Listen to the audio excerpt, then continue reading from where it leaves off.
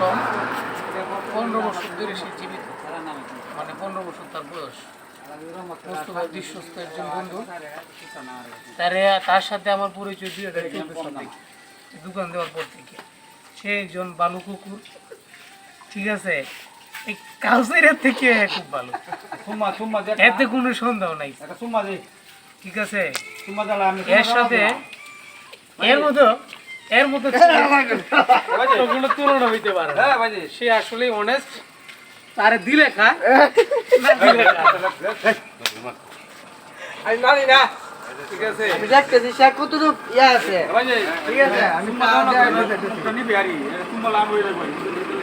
তারে দিলে খা, না দিলে চুপ। এই যে মালিকে না করছে খাইছে না।